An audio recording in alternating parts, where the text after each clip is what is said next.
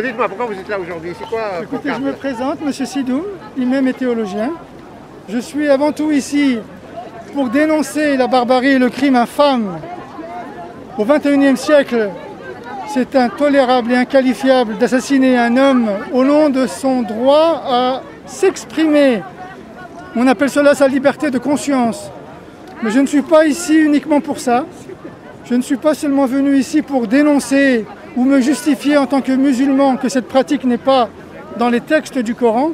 Je suis aussi et surtout ici parce que c'est ma conscience qui m'a simplement demandé d'être là aujourd'hui et de communier avec mes frères et sœurs, chrétiens, juifs, protestants, athées, agnostiques, et de communier autour de valeurs partagées et de défendre notre citoyenneté dans notre société. C'est un peu mal vu, là. J'ai lu sur quelques articles que maintenant les imams sont un peu attaqués, surtout l'imam de Bombini, là. Oui, effectivement, je suis un imam un peu marginalisé puisque je n'ai pas le droit de citer ou de m'exprimer dans certaines mosquées, étant donné le discours que je tiens, qui est orienté vers l'ouverture d'esprit, l'émancipation. Je prétends que la parole de Dieu est émancipatrice. Elle libère nos facultés, elle libère nos droits de croire ou de ne pas croire. Jamais, au grand jamais, les textes du Coran n'ont interdit de caricaturer ni Dieu ni ses prophètes. Ceci relève du discours islamique et non pas du discours coranique. J'aimerais bien qu'un certain nombre de mes concitoyens fassent la différence entre ce que Dieu dit et ce que les hommes interprètent. D'ailleurs, premier principe de théologie, la parole de Dieu contredit celle des hommes. Amalgame, c'est ça, pas d'amalgame. Non, j'encourage les lecteurs ou à celles et ceux qui s'intéressent à la religion à distinguer le discours coranique, qui est le discours pris dans la source, et le discours islamique fondamentaliste. Vous avez le Coran, et je mets au défi la plupart des imams, pour ne pas dire la plupart des théologiens. Lorsque l'on nous dit qu'il y a autant d'interprétations du Coran qu'il y a de lecteurs du livre, c'est faux. Pour quel motif c'est faux? Parce que vous avez dans le Coran le mode d'emploi de lecture du livre. Et je répète ce que je viens de dire. J'affirme que les apôtres, les disciples, les compagnons du prophète n'ont pas fait que rédiger un livre. Ils nous ont transmis le mode d'emploi pour passer de la théorie à la pratique. C'est comme si je voudrais conduire mon véhicule sur l'autoroute sans permis de conduire. Je suis obligé de passer le code de la route. Le mode d'emploi du Coran, et retenez bien ce que je vais vous dire, il figure dans la dernière page du livre, dans lequel vous trouverez la table des matières, et pour chaque sourate, son origine historique et géographique. Médine ou la Mecque ou Médine, ce qui change absolument tout dans le champ d'application d'un texte.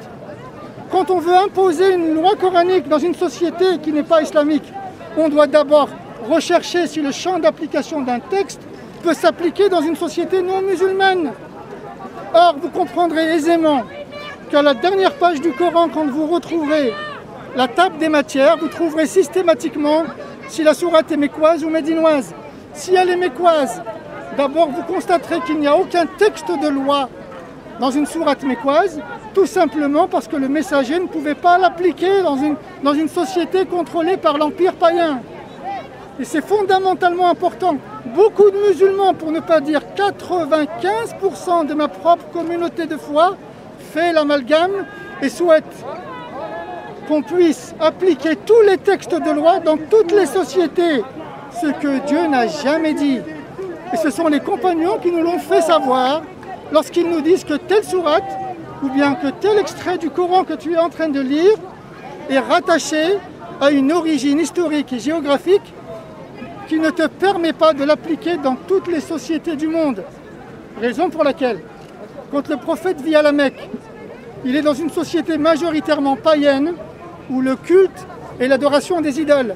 Et aucun texte de loi n'est révélé. Raison pour laquelle il n'invite pas à transgresser les lois de la République, il n'invite pas à se révolter contre la société païenne, il n'invite pas à détruire les statues ou les statuettes, il les respecte et il vit en harmonie parce que dans la société mécoise, les textes qui y sont révélés encouragent la pratique de la foi.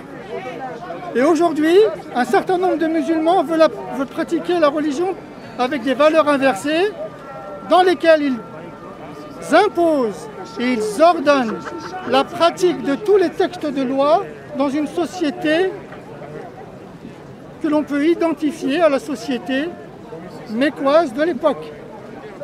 Donc ça c'est la théorie, après maintenant la pratique, on voit qu'il y a des morts. Non mais il y a des morts maintenant, il y a quelqu'un qui a décapité quelqu'un, donc c'est quoi la solution pour vous là? On n'a pas le droit de tuer au nom d'une religion, en particulier la mienne à laquelle j'appartiens. Il est défendu de se faire juger parti, il est défendu en islam de juger, de condamner et d'exécuter et de prendre la vie d'un homme innocent. Jamais au grand jamais, aucun texte du Coran n'a demandé à supprimer la vie d'un homme libre.